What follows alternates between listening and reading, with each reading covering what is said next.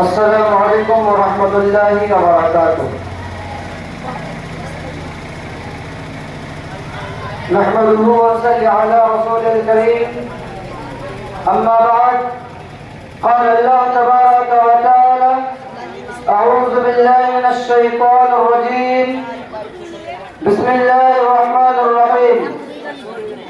من قتل نفسا بغير نفس أو فساد في الأرض فكأنما قتل الناس جميعا۔ صدر انجمن، کرسی پر بیٹھے ہوئے، کرسی پر جلوہ افروز حکم صاحبان، مشرق و محترم اساتذہ کرام اور میرے عزیز ساتھیوں، آج کے سالانہ تقابلی وقت میں میں اس عنوان پر آپ حضرات کے سامنے چند منٹ گفتگو کرنا چاہتا ہوں، وہ ہے ملک و ملت میں مدارس اسلامیہ کا کردار۔ سامعین ابد، مسلم معاشرہ میں مدارس کی جو اہمیت ہے اس کا کوئی انکار نہیں کر سکتا، کیونکہ مسلمانوں کے ترجمان اور اس کے نمائندے ہیں، وہ اسلام کے مفہوم اور اسلامی کلچر ثقافت کے آئینہ دار ہیں۔ یہاں مردہ دلوں کو زندگی اور پیاسوں کے سیرابی ملتی ہے۔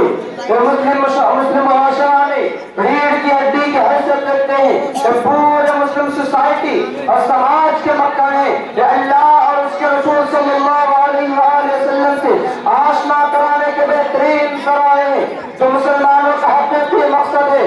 یہ تعلیمی سینٹر ہے جہاں سے ایسے مصلحین اور مبلغین تیار ہوتے ہیں جو خیرکم من تعلم القرآن وعلمہ کی سچی تصویر ہوتے ہیں۔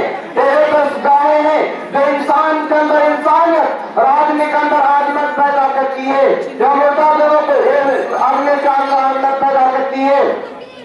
کتاب و سنت کے روایت دینے اور ان کی تعلیمات کا عام کرنے میں عمل ادا کرتے ہیں۔ یہ امر بالمعروف و نہی عن المنکر اور بلغوا عنی ولو آیۃ جیسا فریضہ کا انجام دینے کے بہترین ذرائع۔ مدارس عالم اسلام کا پاور ہاؤس ہے، جہاں سے اسلامی آبادی ہی نہیں بلکہ انسانی آبادی میں بھی بجلی تقسیم ہوتی ہے۔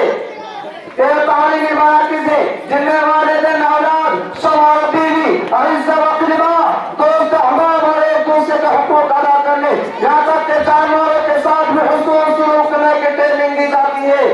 امن و سلامتی، اخلاق و محبت، انسانی ہمدردی، سچائی، ایمانداری اور امانت داری جیسے اسباق پڑھائے جاتے ہیں، اور ساتھ ہی ساتھ قتل و غارت گری، زناکاری، چوری، ڈکیتی، ظلم و تعدی، بدسلوکی، بے رحمی اور جیسے مذموم صفات سے اجتناب کی تلقین کی جاتی ہے۔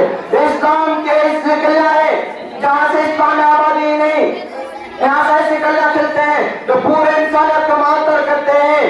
یہاں سے ایسے چمکدار ستارے نمودار ہوتے ہیں جن سے ظلم و بربریت، معاشی اور طغیانت کی جس کو فجور کی تاریکیاں چھٹ جاتی ہیں۔ یہاں کے بالغین ہی ادعوا الی سبیل ربک بالحکمۃ والموعظۃ الحسنہ وجادلہم بالتی ہی احسن کا عملی جامع پہنانے کا عمل ادا کرتے ہیں۔ یہاں کے تعلیم یافتہ لوگ ہی ومن احسن قولا ممن دعا الی اللہ برسولہ وقال اننی من المسلمین کا حقیقی مصداق ہوتے ہیں۔ یہی لوگ اسلامی تعلیمات کو غیر قوموں تک پہنچانے کے سے مامور ہوتے ہیں۔ ان کے لوگوں کے اندر پروان چلنے والے روحانی وما كان المؤمنون لينفروا كافة فلولا نفر من كل منهم طائفة يتفقهوا في الدين کا مطابق تفقہ فی الدین کا ماہر ہوتے ہیں۔ یہاں سے ایسے حکام جنم لیتے ہیں جو صرف دین و دینی نہیں بلکہ ملک کی خدمات بھی دوسرے کے مقابلے میں زیادہ انجام دیتے ہیں۔ تاریخ کا اوراق شاہد ہے،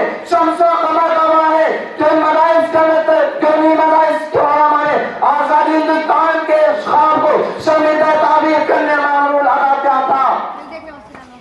آج دنیا میں دہشت گردی، آج پوری دنیا میں دہشت گردی کا بازار گرم ہے اور اسلام مخالفین نے مدارس اسلامیہ کو نشانے پر لے لیا ہے اور ان میں سے تعلیم طلبوں کو دہشت گرد قرار دیا جا رہا ہے، جبکہ حقیقت اس کے برعکس ہے کہ مدارس کے اندر لائق اور دین کے دین کے معاملے میں کوئی زور و زبردستی نہیں کا تعلیم حاصل کرنے والے طلبہ دہشت گرد ہو سکتے ہیں۔ کیا من قتل نفسا بغیر نفس او فساد فی الارض فکأنما قتل الناس جميعا کا درس دینے والا اساتذہ دہشت گرد کے کھلانے کا حصہ ہو سکتے ہے واضح ہے کہ اسلام سچا مذہب کوئی مذہب نہیں ہے، اور مدارس اسلامیہ کے اندر قرآن حدیث کی روشنی میں تعلیم دی جاتی ہے، اور قرآن حدیث کا تعلیم کا نام دہشت گردی سے کوئی واسطہ اور نہ انسانیت کے خلاف ہے۔ آخر میں رب العالمین کو دعا کروں کہ اللہ تعالیٰ تو ہم تمام مسلمان بھائیوں کو مدارس اسلامیہ کی حفاظت کرنے اور میں ہمیشہ جان و مال قربان کرنے کی توفیق عطا فرما،